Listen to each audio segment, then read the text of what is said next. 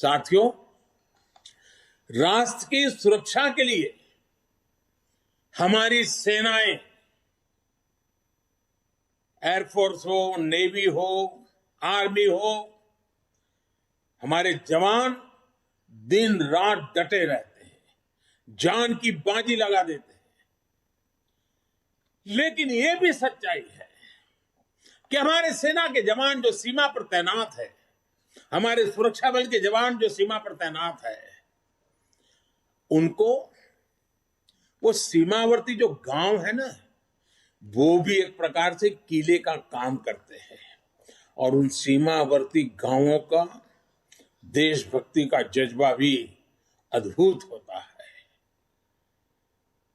अभावों के बीच, संकटों के बीच, मुसीबतों के बीच सीमा पर रहने वाले छोटे गांव के लोग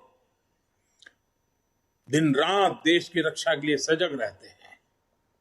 अब समय आ गया है कि हमें हमारी राष्ट्र रक्षा की जो नीतियां है, उसमें सीमावर्ती गांवों के नागरिकों की शक्ति को पहचानना होगा, उनके अहम रोल को जानना होगा।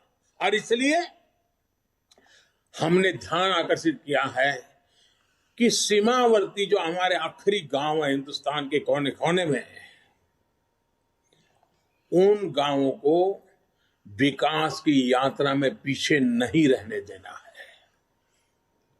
इस वजह से हम वर्षों से सीमावर्ती गांवों से पलायन होते भी देख रहे हैं। किसी भी देश की रक्षा के लिए यह पहलू ठीक नहीं है।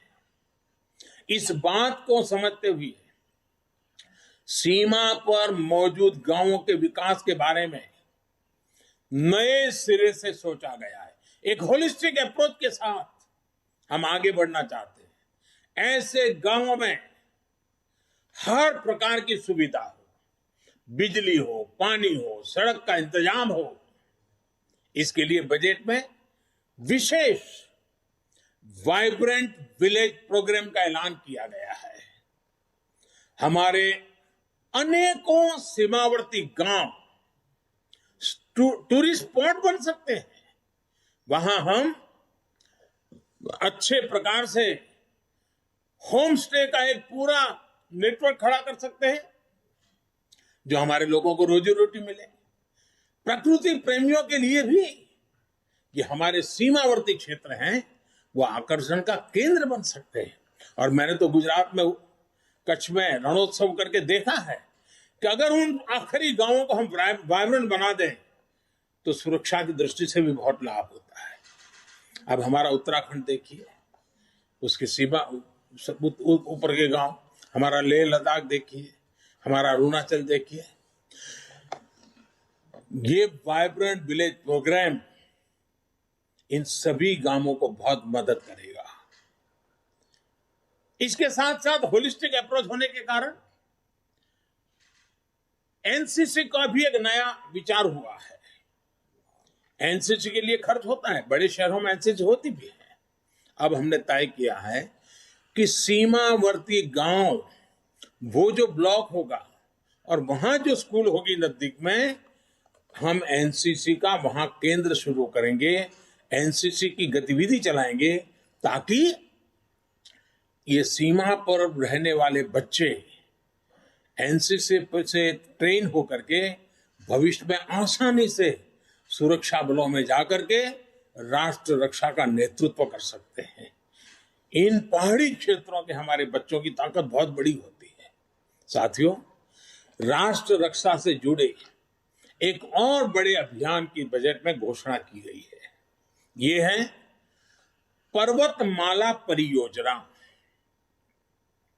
ये हिमालय के क्षेत्रों में आधुनिक कनेक्टिविटी और आधुनिक इंफ्रास्ट्रक्चर को विस्तार देने वाली है। इससे पहाड़ों में आवाजाही भी आसान होगी, टूरिस्टों के लिए जाने की सुविधा तो होगी।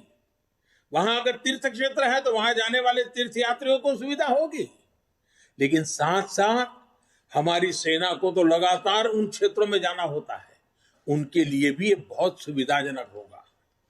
इसका बड़ा लाभ हमारे हिमाचल, उत्तराखंड, जम्मू कश्मीर, लेह लद्दाख, नॉर्थ ईस्ट के हमारे कुछ क्षेत्र, वहां के भाइयों बहनों को मिलेगा। हमारे पहाड़ों के लोग बहुत प्रतिभावान होते हैं, बहुत परिश्रमी होते हैं। सेना से लेकर खेलों तक, व्यापार से लेकर कृषि तक, कितने ही क्षेत्रों में देश को उनकी क्षमता और प्रतिभा का लाभ मिलता है।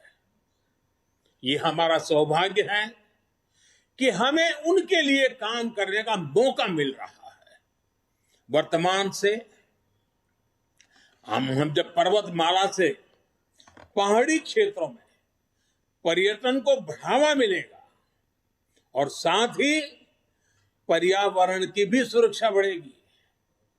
नॉर्थ ईस्ट को लेकर भी पीएम डिवाइन नाम से एक बड़ी योजना की घोषणा बजट में की गई है।